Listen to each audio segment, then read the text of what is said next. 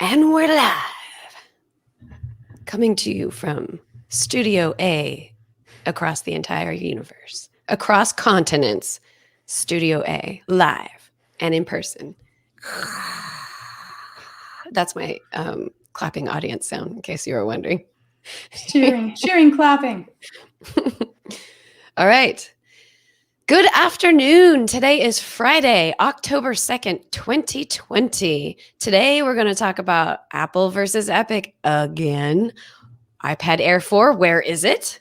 And a whole lot more, because this is the iMore show. And joining us this week, joining us every week, Joe Keller, Assistant Managing Editor of iMore. Welcome to the show, Joe. Hey, good to be here. Excellent. We got a crazy week this week. I think we were mentioning there's a lot to talk about and nothing to talk about all at the same time. It's a very confusing week. All right. And also joining us is Georgia Dow of anxiety-videos.com and the newly released Apple Talk video podcast on YouTube. Welcome to the show, Georgia. Thank you for having me. So before we get into the details, also, I'm Lori Gill.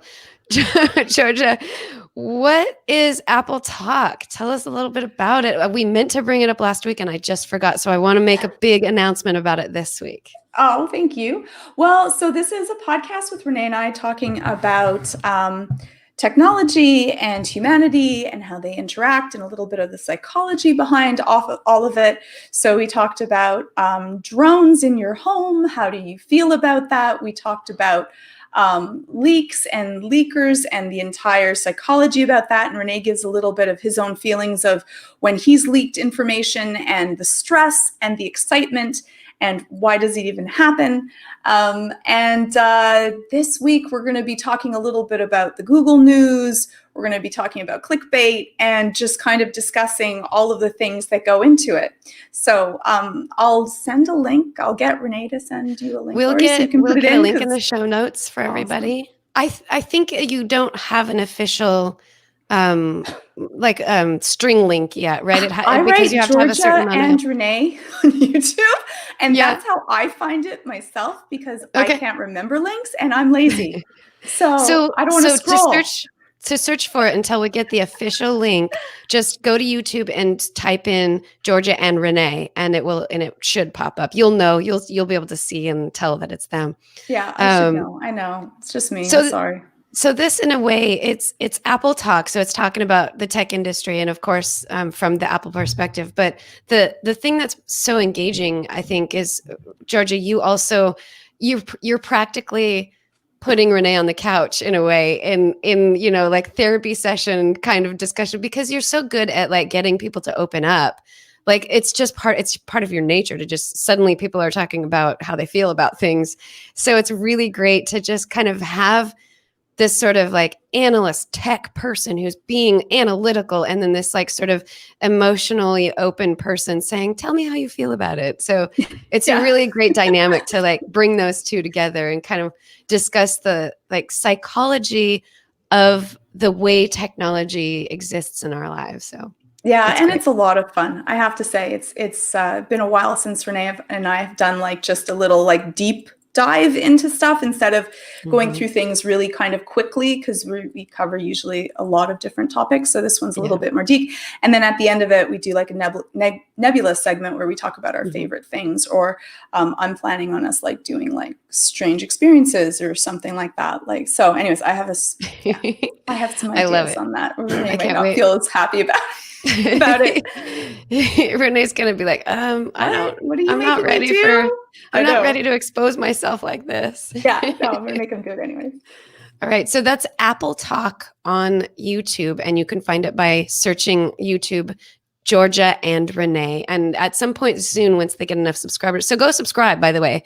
They're going to have an official URL that will be a lot easier to talk about. So, all right, so let's get into some of the juicy bits for the week. So let's start with the Apple versus Epic, because again, it came up in our tech world, and that's not a surprise. So I think, there's been a lot of people who are saying like this is going to go on for a really long time, and between now and the next time, it's almost a year from now, or I guess it's more like almost a half a year from now. I keep forgetting we're like coming to the end of the year. So we're gonna be hearing a lot leading up to the next hearing. But for now, the most recent thing was that Epic basically wanted Apple to allow them to stay in the store in Apple's App Store with the same kind of in-app payment, direct in-app payment. And this hearing was to decide whether or not that should be allowed to continue. So, Joe, can you run us down some of the details about specifically what came up? Yeah. So this was like sort of a preliminary hearing on this particular issue ahead of the actual lawsuit commencing, in front of a judge. And yeah, Epic has been making this argument that they should be allowed to be on the App Store with their payments under the argument that Apple's operating a monopoly on its own platform. And I got to tell you, the judge was not sympathetic.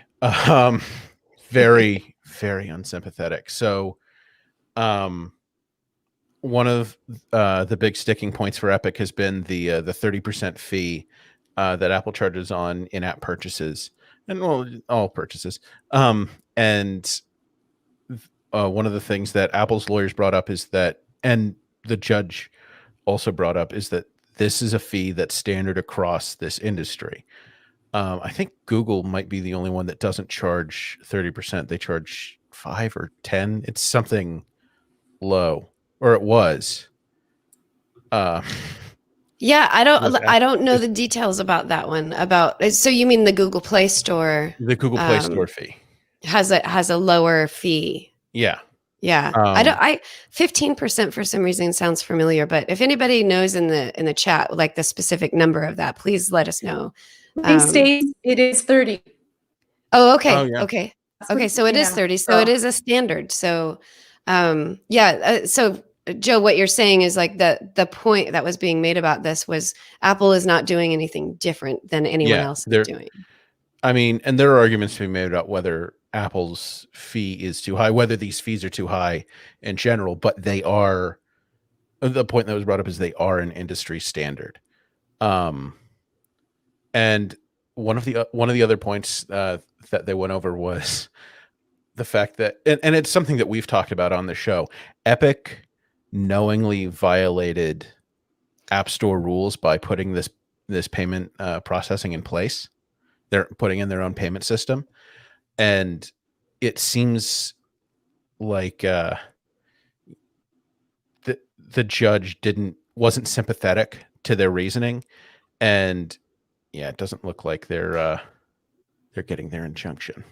Yeah, I can't remember the exact phrasing, but it was something, the judge said something like, a lot of people might think that you're heroes for doing this sort of thing, but what you did was wrong and you can't deny that. It was pretty straightforward. I don't know that admonished them for like trying to look like the good guys when they're really not, and admonished for like, you're going out here trying to be a white knight and you're not, you're doing this for your own selfish purposes. Like, shame on you. Like, and it wasn't so much that she said what you did was wrong. It's just that she noted you knowingly violated a contract that you signed. Yeah. Which is what we've been saying. They have lawyers. Like, it's not like us when we talk about privacy, like you don't know what it is. Like, so like, you know, because I think some people would be like, oh, did they really know? No, they have lawyers that look over this. Of course they knew what they were going into. Of course they were hoping that, you know, they could kind of get the tide of public opinion to put pressure upon Apple, and maybe the courts would sway as well. Mm-hmm. I think one of the things I really appreciated about this judge is that she seems to understand more than just this very like one thing case, and understands that the what happens at this case is going to affect the tech world across the board. When she spoke about the fact that 30% is an industry standard and that walled gardens are not that's not new. Apple's walled garden they're not the only one that does this, but that's Sony and Nintendo and Samsung, Microsoft. They all do this sort of thing.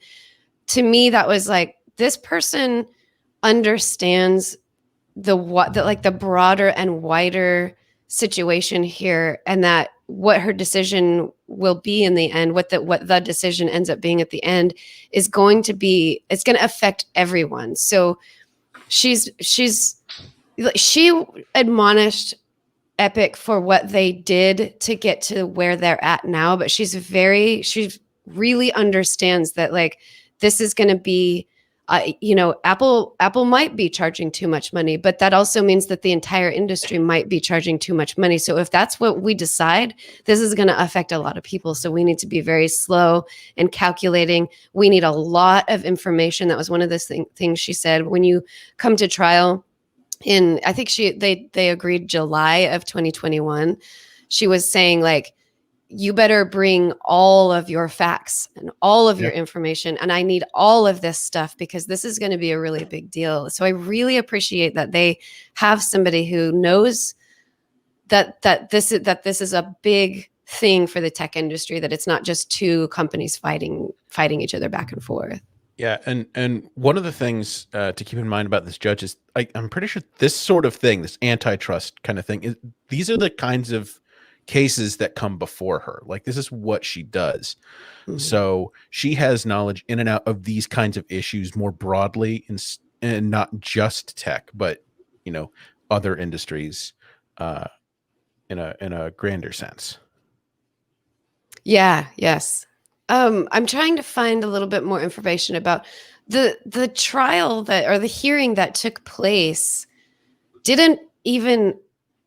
didn't even make a decision on whether or not Apple, or whether or not Epic should be allowed back in the App Store as is. I wish I could find the details of it. It was really the wording on it is pretty great, but I can tell you the gist, which was, the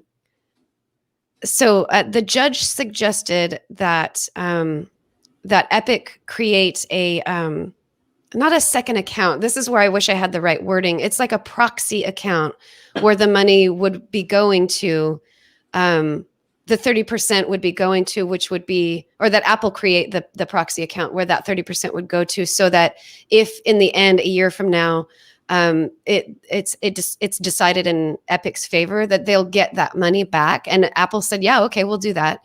And Epic still said no. They said, no, like, we don't want that. So, and they keep talking about how Epic keeps talking about how they're being irreparably harmed, but they were never able to really prove that. And it kept coming to light that, like, literally all you have to do is follow these guidelines and take the App Store direct purchase out, and you can have all the money that you had before. So there's no irreparable harm happening at this moment. And they just really couldn't prove that at the moment. So it's still not Fortnite is still not in the App Store. And I don't think there was an official decision made on that, but I think the judge basically just said, like, until you can prove to me, like, that you have irreparable harm, I'm not going to make any judgment on this particular thing at all. So just lots of interesting news coming up. And I do, there's always these in the tech world, there's always these big lawsuits that are eventually going to change the landscape. Although in some ways they fall flat and they don't change the landscape. And you've been excited about how this is going to come down, and then, like, they settle out of court and nothing ever happens. But I think this is one for the books. I think we're going to see, some discussions. And again, like, I disagree with the way Epic went about being where they are right now. I kind of think that they were being shady and sneaky and backhanded. But I think there is an argument to be had for, like, how can developers continue to grow in the tech world when there are certain companies that are just kind of squelching that growth. And I think that's a real thing to consider and figure out, like, ways to make changes. Hopefully Apple will and already is working on a lot of those kinds of changes now, knowing that like, Apple is friendly to developers, even if we are seeing some sticking points. Apple really does care about developers, and it's a matter of like, how can we as Apple, the company, continue to grow, but also allow these developers to continue to grow? There's got to be a balance, and I think this is all part of that, how this is going to play out in the end. So yeah, it does kind of feel like we're reaching a point of Apple needs to start regulating itself, or it's going to get regulated. Yeah, all tech companies, I think, are facing that for sure. Yeah. In the EU, it's definitely more clear that government regulation is kind of pushing them down and saying, okay, you didn't do what we wanted you to do on your own, so now we're going to make it happen. And, she also stated, like, when we talk about the walled garden, she's like, Apple's not alone in this walled garden, right? She mentioned that Nintendo has a walled garden, Sony has a walled garden, Microsoft has a walled garden. And so it's hard for them to say that, like, to argue the fact that this is just an Apple thing. Like, it's the industry as a whole. So it wouldn't be really fair for her to just go after Apple for this case if this is kind of an industry standard that you create your own ecosphere and you control what happens upon your platform. Mm-hmm. Yeah. So how do you make sure that these companies have the rights that they deserve while also recognizing what the smaller companies have to deal with in this framework? It's interesting. It seems like it's gonna, the truth is, like, Apple and Google and Samsung and there's a small group of phone manufacturers, and or even if you want to say software manufacturers, Google and Apple are really the only two. And if they get to control all of the content that goes onto their devices, while us as consumers we are receiving of all of that content, that's a weird power dynamic right there. That's I think it's different than, like an Xbox or a PlayStation. I really do, because these are devices that we carry around with us every single day. And more people have phones in their pockets than they do consoles in front of their television set. So there is the standard, and Apple is not different than the standard. But then for me, this is where it's starting to kind of call into question whether or not that standard is appropriate for developers that are trying to, like, make their name and make their place in this world. And again, how do you grow if you are always under the tree of something with a larger shadow, whatever? So, how does this work is really the idea behind it. And Google and Apple deserve to have their piece of that pie, because it's their hardware and their software that makes these popular. But Yep. How do you do it? How do you balance it? And just because everyone does it, again, large debate, but this doesn't mean that makes it okay, or that this is the right way to do it. Because if everyone increased their price rate to 35, would that then be 35 can be the rate? Like, it kind of goes down, like, and I know I'm going to be trashed for this, but I'll just say it. It kind of reminds me of like the oil cartels and gas companies, and how everyone has the same price around. How does that exactly happen if it isn't a monopoly? Well, you can also even point to things that really, like, there's actual evidence of, which was when there was the big book, ebook stuff that went around, and the monopoly about that. Like, that's very different, because what Apple's doing now is the 30% is a standard. But what was happening with the ebooks was an actual, like, sort of secret attempt to create a standard that hadn't existed previously, and some price fixing. And that's not what's happening here. But what you're saying, Georgia, is like it reminds us of those kinds of things in the past of, like, okay, well, so, like, what are these companies doing to, like, protect consumers, protect developers, protect themselves? How is this working out? Because this is the kind of stuff that we don't get to find out about until there's lawsuits where we, discover emails that were sent out where, oh boy, there was I don't think we actually reported on this, but a couple of days after the hearing, Tim Sweeney, I think Gruber had written an article basically just saying that Epic was in the wrong and that Sweeney, did he say Sweeney lied? It might have been something like that. And then Sweeney was like, excuse me, here's the actual evidence that was presented in court that says that Apple was going to pull us from the App Store in 2 weeks. And I think in this case, it was that. This was signed in with Apple. Sorry. Yeah, it was signed with Apple. That's what it was. So there was a tweet storm about it that basically was that Tim Sweeney was saying like we were not lying about this, and here's the evidence that we were not lying about this. And it was an email from Apple saying that we will be removing sign in with Apple in 2 weeks. But then they did change that. They pulled back on that, which is, that's good that, you want them, even though, things are a little bit messed up, that you don't want, developers to just not be able to do anything until there's some kind of final decision to be made. So much drama. I know. Deep breath. All right. So in addition to that, let's see what's some other great things that we talked about. So we actually did talk about the iPhone 12 mini last week. There's more evidence that it will be actually named that. There's a lot of leaks, something that we're kind of discovering recently. And Georgia, you and Renee do talk about this in Apple Talk. So everybody go subscribe to Apple Talk and watch that episode, which is the stuff about leaks and how there's sort of this trust in leakers that they're telling the truth. And there are certain ones that you can rely on, that you look to because they have success rates. And really that's really important, because I could tweet, I know what the next iPhone price is going to be. I could tweet that. That doesn't mean that I got information from somebody. It just means that I just said this.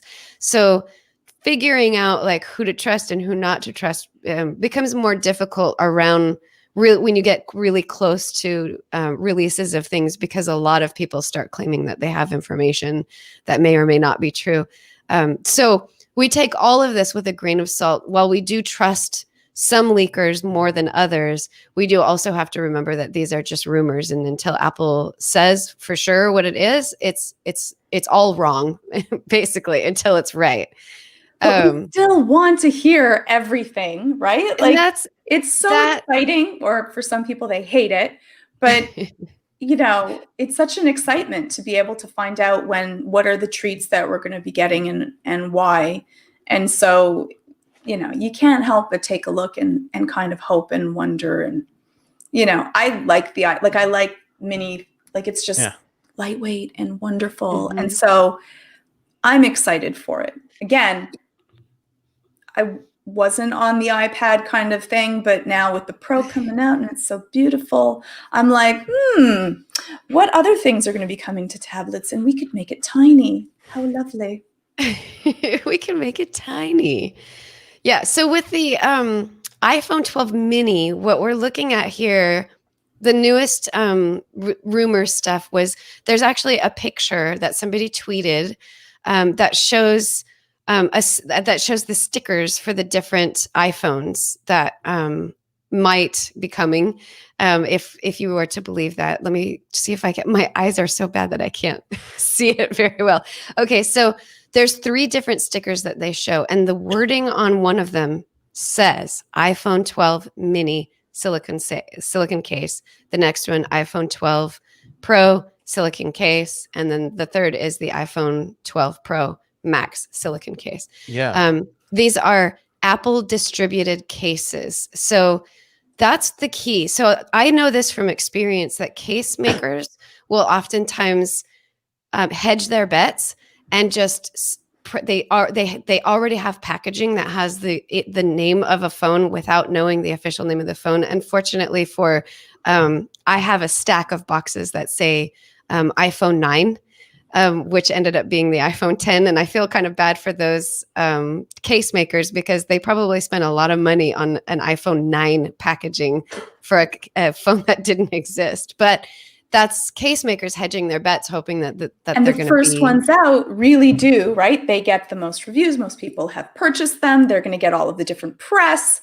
So though it's a risk, like especially when you're getting something very soon, and there's a lot of people that adopt something really soon, and let's just say it, breaking it is a really big deal. I've broken a fair share of my phones with cases on them. So you want your brand new, shiny, fabulous, iPad or phone. You want to get the newest case to make sure that you might not, woohoo, like I just got it and I've already cracked it. Or like we've seen those videos of people opening their box and their phone just flies out. Yeah. So there's a reason why they're trying to get there right at the beginning of the market. So yeah. Yeah. So in this case, the thing that makes this special is that this sticker, again, it's just, we don't know, somebody might have faked the sticker, so we don't know for sure. But if these are real, it says Apple Distribution International Limited. So that means that these would be official cases from Apple with that naming on it. So there's just if it's true, that's additional information proving that the smaller 5.4-inch iPhone that is rumored to come will be actually called the 12 mini, which I do think is a little unusual. It does feel unusual. Yeah. So I'm tending to believe it, but let's talk a little bit about like naming a phone mini. So if I can ask a question of the both of you, but maybe especially you, Lori, as someone who's a fan of the smaller phones, so the iPhone 11 Pro and 11 Pro Max are essentially the same phone, but the Pro Max has a bigger display. Mm-hmm. And we would kind of expect, with the sort of mainstream iPhone line, that the 12 and 12, what we've been calling the 12 and 12 Max until recently, we would expect those to be sort of the same, essentially the same phone, just different sizes. But with the 6.1-inch iPhone 12 seeming to have like the main flagship name, do we think there's anything subtracted from the iPhone 12 mini? Yeah, so I'll put in my thoughts on that one first. Yes, I do think so. I think it's going to have an edge to edge. I'll put it in quotes, edge to edge screen. I know it's not really edge to edge, but I think we all at this point, I think we get it at this point. So I think it will have an edge to edge screen.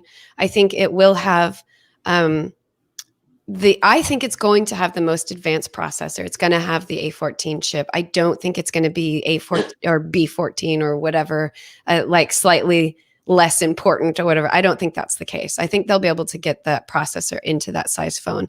I think it will have a slightly smaller battery, and its battery life will be a couple of hours shorter than everything else. But I mean, really, the Apple Watch battery, the Apple Watch is tiny and the battery lasts forever. So they've really done a great job in making processor chips that work well with battery power. So I don't think it's going to be a lot less. It might be an hour or two less. And I don't think it's going to have Face ID. I think though it's got an edge-to-edge screen, I think just like the iPad Air, the Mini is going to be the phone that has Touch ID on the side button and no Face ID. That's what I'm guessing on that one. And colors? I think it's going to fit. I don't think it's going to be the 9. The iPhone. Yeah, it might come in all the bright colors that, like right now the iPhone 11 is the colored phone, the one that has like a bunch of different colors in it. Whereas the iPhone 11 Pro line is the one that just has the 3 colors. So yeah, it might go with that. And in that case, it might match with the iPad Air colors. So there would be blue and green and yellow and rose gold. Or rose? Are they calling it rose gold or rose? So it's space gray, silver, rose gold, green, and sky blue on the iPad. Okay. So that might be what green doesn't get anything special. Just green. Everybody else gets the name. Green. Yeah. Green. Call it Kermit. So that's what I think is, I do think it's going to be, it's going to have a few less features on it, partly because of price, but also partly because of size. I think about the size of the notch on the iPhone 11, how much space that does take up on the screen itself. There's just the two little horns on the side because it takes up a large portion of the top of that screen. So if you have Face ID on a phone whose screen size is that much smaller, I just don't think it's going to fit. I just don't see that happening. Now, as somebody who has been using the iPhone SE second generation for the last 6 months almost, I don't miss it. I don't need Face ID. I'm not worried about not having it.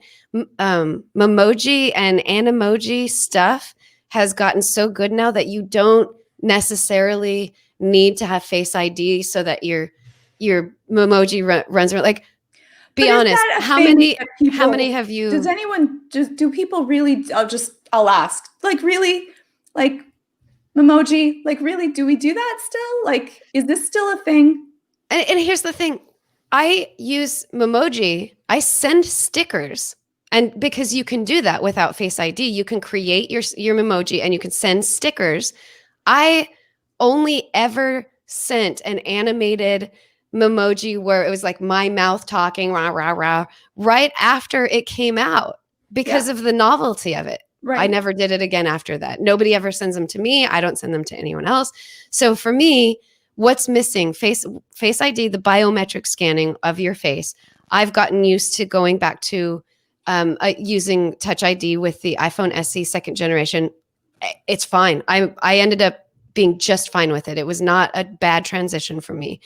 And then Memoji is the other kind of like big thing that would be missing. So, I don't know. I don't know. I don't see it coming. And I mean, I guess Renee is saying he thinks that Face ID is coming for the iPhone 12 mini, but I disagree with you, Renee. Renee is coming into our house and saying all this stuff. He's stirring the pot.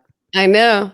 Renee, you're not on. Renee actually uses Memoji too. Like Renee will like that. He sends you video emojis or like where he does his little hockey thing. Yeah, he'll do that, and it's kind of cute. I guess if you're not looking great, you could just you have to do a video call. You can emoji. I don't know, but Renee do a video just as an emoji.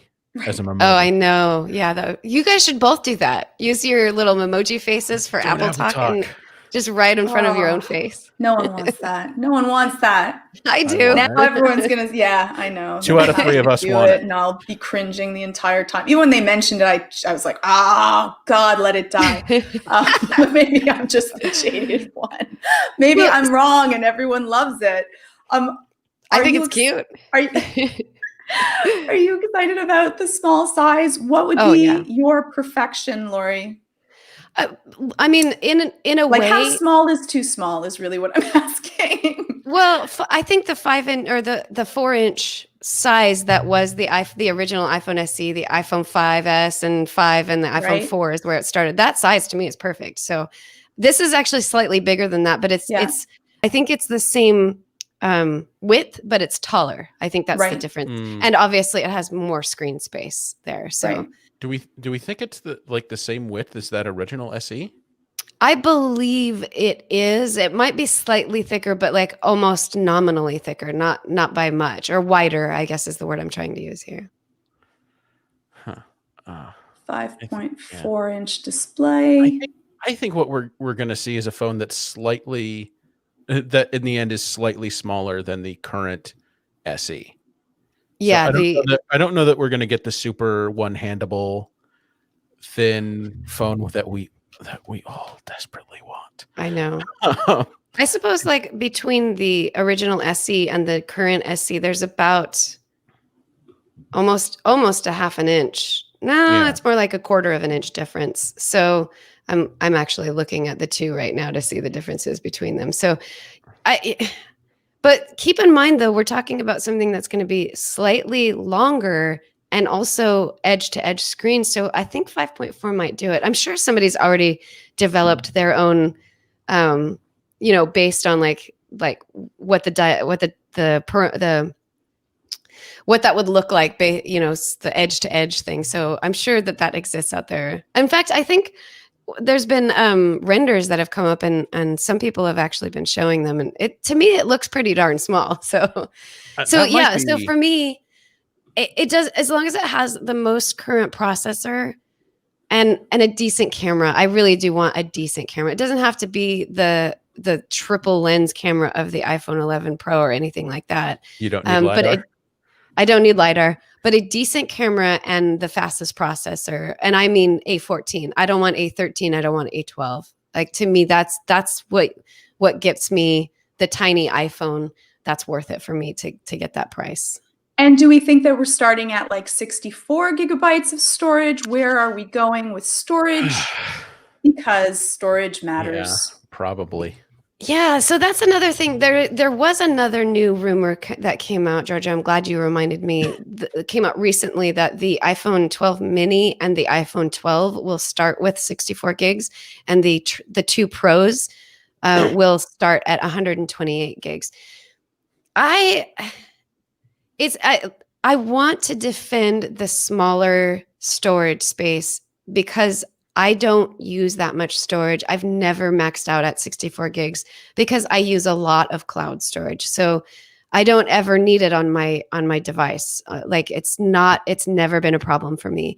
So when I'm thinking about what Apple's doing to get to a certain price point, the starting price of a 64 gigs storage phone, I think, is reasonable for them to offer. It's not the only one, it's just the starting one. But at this point, storage is not that expensive, and Apple does still seem to hold on to a higher price than most. And I think about cloud storage in that way, that, Apple is offering 200 gigabytes of iCloud storage for $299 a month, which is very inexpensive. But when you look at other places that are offering 200 gigs of storage for free, you start kind of wondering, like, why is Apple holding on to this price range of storage? And the phones are kind of an example of that. Though they did change the pricing scale for, or is this still a rumor? Wait, hold on. Oh, thank you. It was the Apple Watch SE. Wow, I couldn't even remember what I was talking about there with the products. The Apple Watch does not have storage options. What am I thinking of? There's a device that just came out from Apple that has an increase of storage by $50 instead of $100. The iPhone SE. The iPhone SE that's the one that has a 50. Thank you. Wow. Yeah. So many products from Apple. So the increase is only $50 instead of Apple's traditional $100. So it has the starting price of with the 64 gigs. But when you jump up to the next level, it's cheaper than it used to be. So that might be something that they're trying to do here, is they're trying to say, if you want the cheapest iPhone in this lineup, we're going to give it to you, but you're only getting 64 gigs of storage. But guess what? It's only $50 more if you want to get the next one. So, Still makes me feel upscaley. That's it. It does. You're not wrong about that. And that's why it's hard for me to really make a strong argument for a 64 gig phone, because I do feel like it's not necessary for a lot of people. But I also think, are they kind of just trying to upsell you? Just exactly what you're saying. You into still doing iCloud, which I think is wonderful and very well worth it. But, and I guess you could put all of your videos and your photos into lower resolution and lower frame rate so that you're not, going through all of your storage, which is usually what happens with me. So you could do that as well. Yeah. Joe, what do you think? Yeah, I think 64 gigabytes has very quickly become the new 16 gigabytes, where it's stuck around forever. It's turning out not to be enough. Now that we're all recording videos in 4K or 1080p, 240 frames per second slow-mo or whatever. Whatever all those numbers are. Somehow, you don't think about file sizes continuing to grow, but somehow I feel like I have as as a percentage, as much storage on my iPhone now as I did when I first started getting iPhones, when all I could get was a 16 gigabyte iPhone. Mm-hmm. Yeah, yeah.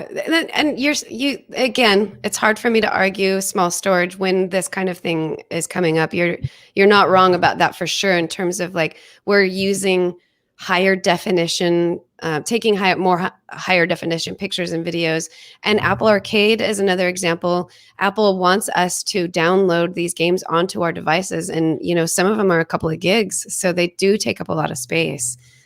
Yeah, if there was some kind of like game streaming service that you could just download for iPhone, and you wouldn't actually download the games onto your iPhone, you could just play them over the cloud. I mean, wouldn't that be nice? Does anybody make anything like that? Too bad. Too bad No, nobody does. nope. If it's not on Apple, it doesn't exist. Obviously. At least for us. All right. Before we move on, I want to tell everyone about our sponsor of this week's episode of the iMore Show. Girls and women are encouraged at an early age to get regular checkups in regards to our feminine health. I started seeing a women's health specialist when I turned 18. I've been going every single year since then. But boys and men don't often get that kind of encouragement, and sometimes might even feel ashamed of certain health issues that they might have, like erectile dysfunction, which causes them to avoid seeking professional help. They might feel ashamed. They just don't want to talk about it with anyone.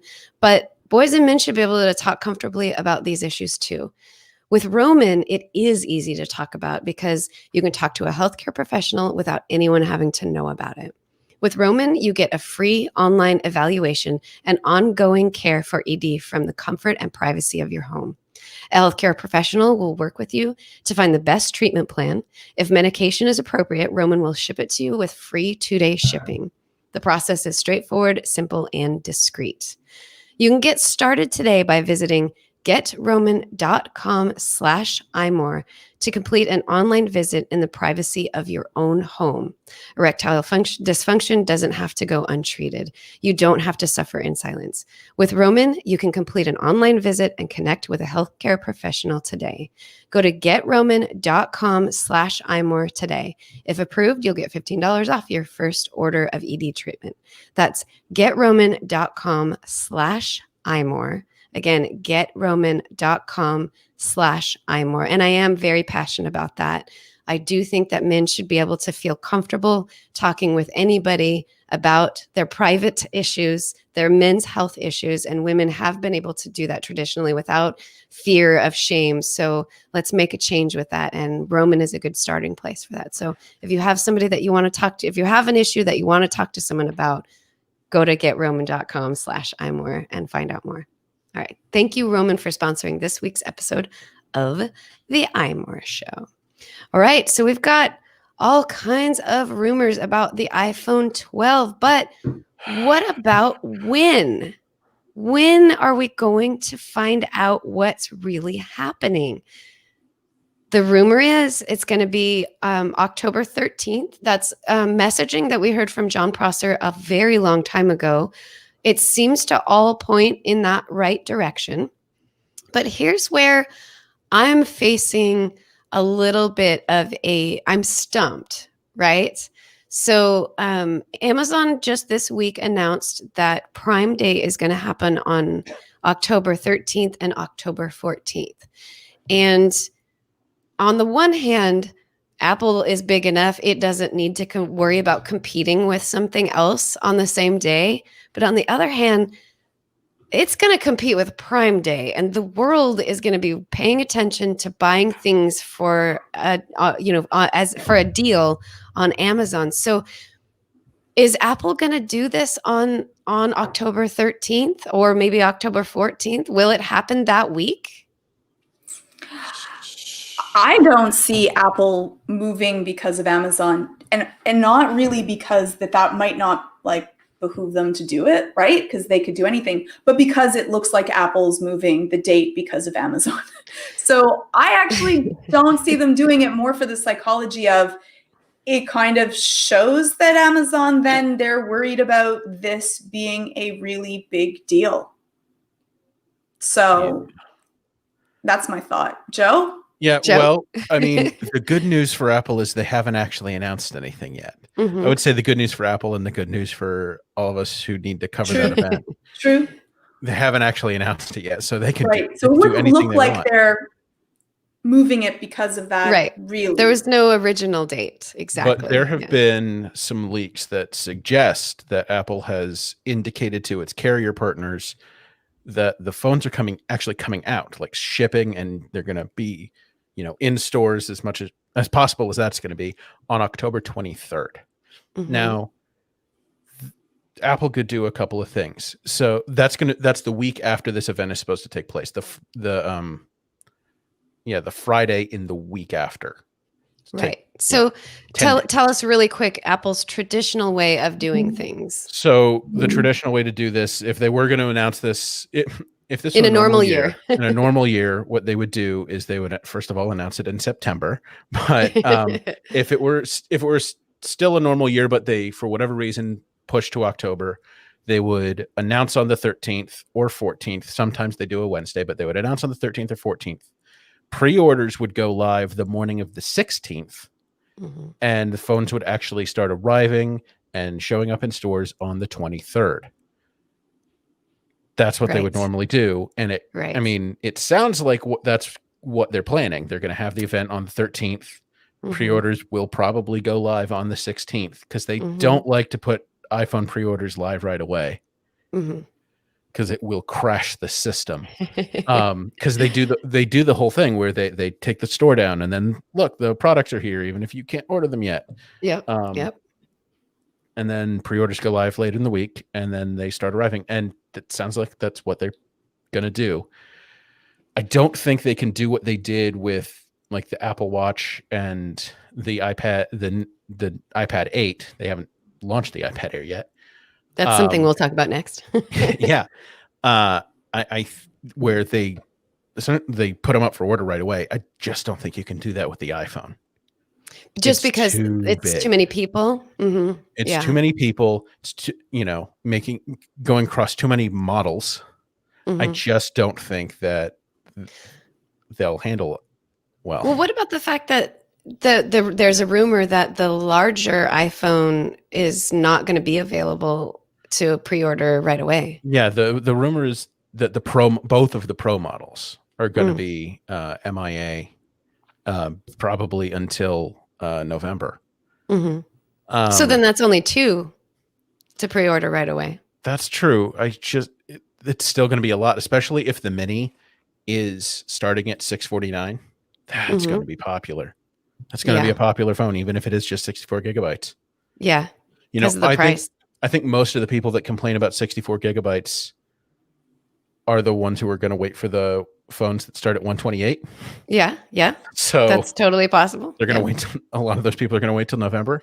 So you just mentioned the price of the iPhone 12 mini. What's the pricing scale in terms of like, so again, this is all rumors. None of this is right. This is all just like, speculation on what it could be, but we have a estimate starting price on these, if I'm not mistaken. Yeah.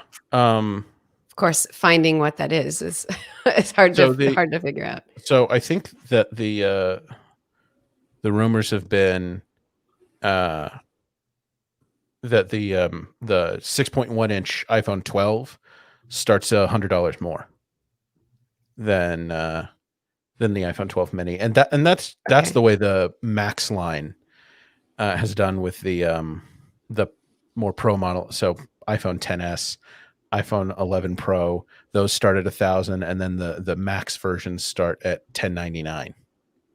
So that's actually not so. In terms of the Pro prices, that's what the current Pro prices are. Yeah. So it's really the rumor is that they'll stay at those current prices even with the bump in storage. Okay. It really seems like the Mini is the only one that has a new pricing structure, which is. That's interesting you say that. So the 12, it would be occupying the slot that the 11 currently occupies, and the 11 starts at $699, and the 12 is rumored to start at $749. So it's actually getting a $50 price hike. Aha. So the 11 to 12 is a bump in price, Is that so that the mini can occupy a slightly less expensive spot than I would imagine that's why. Yeah. So in order to keep the price of the 12 mini a little bit higher, they bumped the price of the 12 standard to kind of match that sort of increase in price across the board. I think what if this is true, by the way, if this is true. Yeah, I think the psychology of this, Georgia, you might be able to speak to this better than I could, but it's sort of like, so this would be, 2 years in a row where Apple would essentially be lowering the starting price of a flagship iPhone. Because if you remember, the iPhone XR, which the iPhone 11 replaced, did start at $749. So this would be taking the 12 back up to that starting price. But the whole 12 line would be starting $100 cheaper than that. Right. Okay. Yeah. I think that's kind of the marketing angle on that. Yeah. Well, maybe not even marketing angle, but presentation angle in the actual event. Right. Yeah. Interesting. So, I mean, these prices sound reasonable. They don't sound off the mark at all. Let's talk real quick about the iPad Air 4 and why it doesn't exist yet in our hands. So the reason I want to bring it up is the rumors that we're talking about, the storage, the price, the fact that the 12 event is supposed to take place on October 13th. We were told that by leakers that the iPad Air 4 was supposed to be available for sale as of, I believe it was September 30th. Wednesday. This was rumors. This was no, Apple never said it. Yeah. There was even Kohl's had on their website shipping September 30th. Adorama. That was Kohl's. That wasn't even, or I'm sorry, it was Adorama. It was not Kohl's. My mistake. It was not Kohl's. I'm sorry, Kohl's. You didn't do anything wrong. It was Adorama that did it. So speak to this a little bit. Why didn't the iPad Air come when all the leakers said it would come? And what does that mean for the leak that the 12 event is going to happen on the 13th? So I wonder where the leakers got that information, because the first place I saw that date was actually Adorama. And I wonder and maybe there was another retailer out there somewhere as well. And I wonder if people picked up on that and kind of ran with it. And I could have told them that was going to be a placeholder date. Yeah. Retailers do that all the time. Like there are lots of, I'm pretty sure there were for a while, like the new Xboxes and PlayStations were coming out on December 31st of this year until Microsoft and Sony actually announced the dates. Yeah. It's, the placeholder dates happen, and Apple themselves said October, it's coming in October, and September 30th is obviously not October. I mean, we might have expected it's very close, and we might have expected it to come to say today. Today would have been an interesting day to launch it. Yeah. I'm sort of subscribing to the idea that it might actually launch alongside iPhone pre-orders on the 16th, because Apple is just crazy enough to do that. Yeah. Georgia, what do you think? Like, why didn't we see it sooner? What's going on? Why is Apple taking so long to get the iPad Air available for us to buy, even though they announced it 2 weeks ago? Well, I think that one is for us just as humans, it's never soon enough. So I think that is it really that long that we have to wait? We want our tech, we want it now. But, Apple has a plan of when to release things so that we can keep on kind of purchasing, make sure that we have our time to be able to mull over things. And so we had I think that also that when we get a leaked date and we expect it, right? Like we're like, I'm like air tags, like what is happening? Oh yeah. Right. Like that's just my constant, heartbreak. I'm going to be heartbroken again at the October. Every single event. Every single event. Where's the air tags? Charlie Brown. Putting in front of me, then take it. But it isn't really true, right? Like I just got caught on the rumors, and if you're excited about something, you really want that. So this is probably exactly where Apple wanted it to be and had planned that. And for us, it's just, why didn't it already happen? Because we had thought that we were told we're getting our gift 2 weeks early from the holidays, but the person that told us was not, accurate in this, which is common, that happens. So I'm just assuming that that's exactly where Apple wanted it to be. I don't think that they were, what, Ruto? The person who told us was not, in fact, Santa. No, they weren't. And if they're not exactly Santa, let's just be honest. If you don't actually have it in your hands, then it might be changed. It's not out. Yep. It could happen to that. But it is coming out. So don't worry. And October is around the corner. Yep. Well, the October is literally here. October is here. Oh, it's here. Oh, yes. It is the second day of October. Yeah. Sorry. It's really right now, but since I don't have to leave the house to work. Yeah. Yeah. Yeah. Dates don't matter anymore. What do you mean it's not still March? So, actually, again, sorry to bring up Renee once again, but he did make a really good point in our group chat. So everybody, don't forget to watch live on YouTube, because Renee's going to pop in every once in a while and have his opinion. He points out Apple doesn't want anyone to get an A14 before the iPhone 12. That's a really good point. I don't necessarily agree in that they've announced it. We know about it. We already know it's coming in the iPad Air, so why not give it to us? But he might be onto something there, that there might be a little bit of a marketing thing of, let's get the iPhone into people's hands, because they're going to do all these benchmarks and things like that. And then when they get the iPad, because if you get the iPad Air and you do the benchmark on that, and then you get the iPhone 12 and you do the benchmark on that, the iPad Air is going to look better than the iPhone 12. And that's just the size of the machine. So I think you might be onto something there. On my side of it, I think, well, they already announced it, so why would they wait to actually get it in our hands? But I'm not going to totally 100% disagree. And I wonder, I wonder if the chips, the A14 chips that'll go in both of these devices, or all 5, I guess, of these devices, when it's all said and done, I wonder if they're the same, because sometimes they underclock or overclock certain chips depending on the whatever device they're going in, like underclocked or overclocked A14 in an iPad, that sort of thing. And I wonder if it's a supply issue, like where are you putting your A14 supply? If it's me, I'm putting them as many as I can in the iPhone.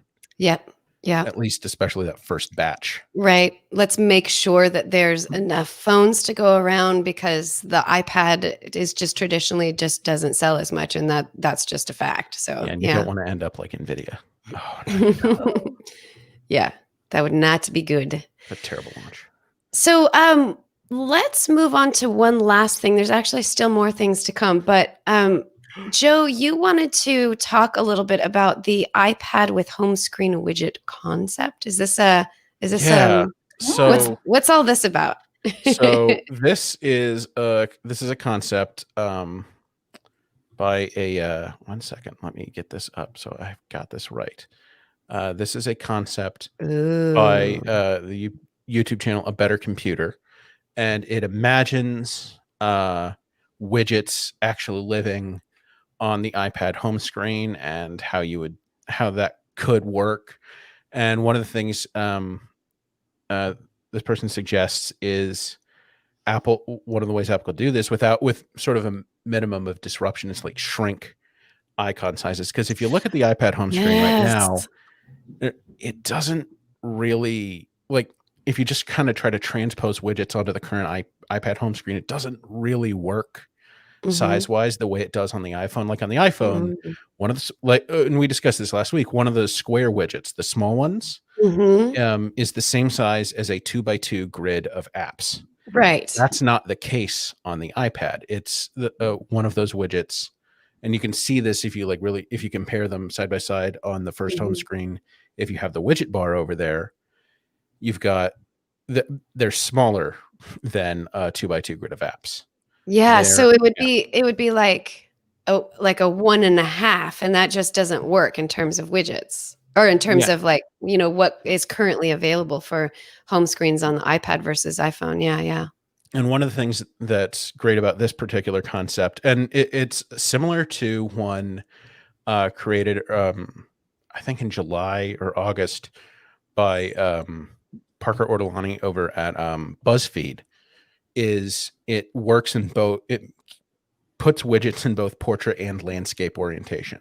Mm-hmm. So you can use your iPad however you want, and you still have access to widgets, which is not the case right now.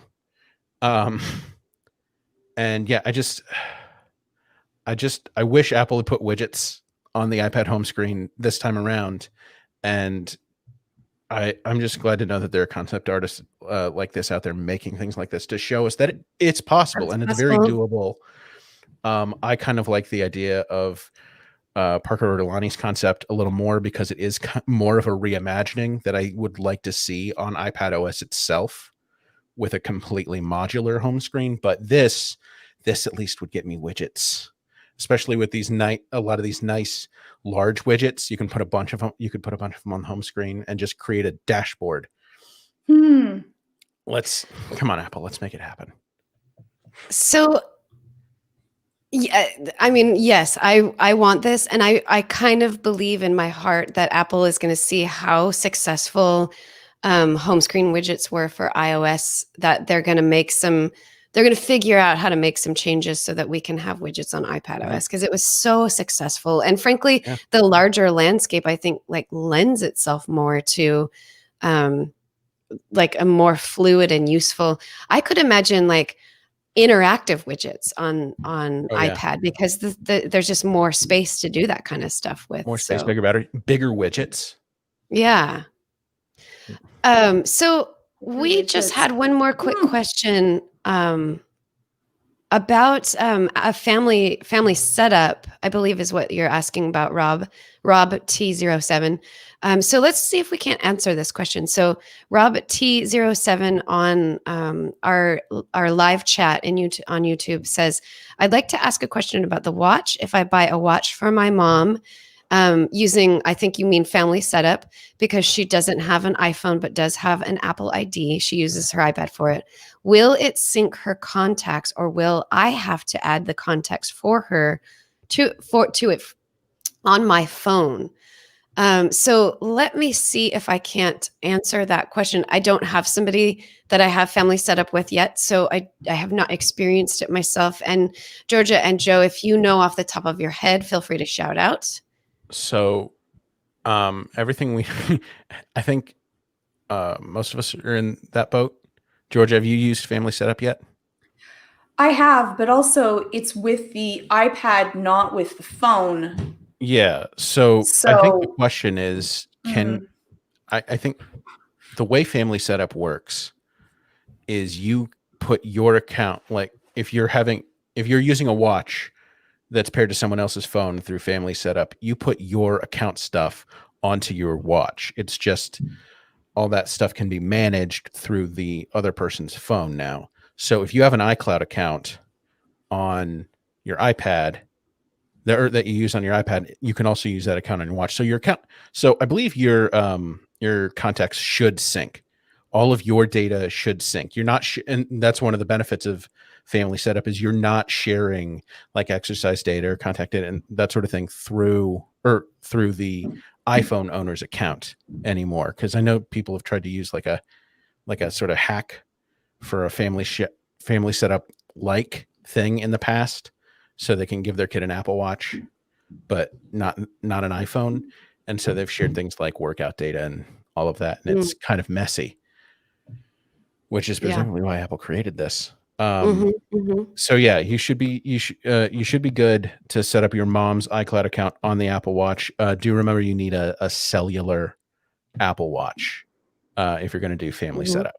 Yeah. So make sure that you get the cellular one, not the Wi-Fi only. So hopefully that answers your question. If reach out to us on Twitter, or you can tweet at us individually, or you can ask us in an email if you want. Let us know how it goes. Again, if I had a family member that I could do family setup with, I would definitely be answering that question. But at the moment, I don't have anybody yet that I've set this up with, so I don't have the exact details on it. And if you reach out to me, you can email me Lori@imore.com, and I'll even see if I can't talk to somebody and find out some deeper information on that, because obviously that's going to be a question that a lot of people are going to ask: is how does my family member use it for themselves without me having to like add all this stuff to them. So let's make sure that we can help you out with that.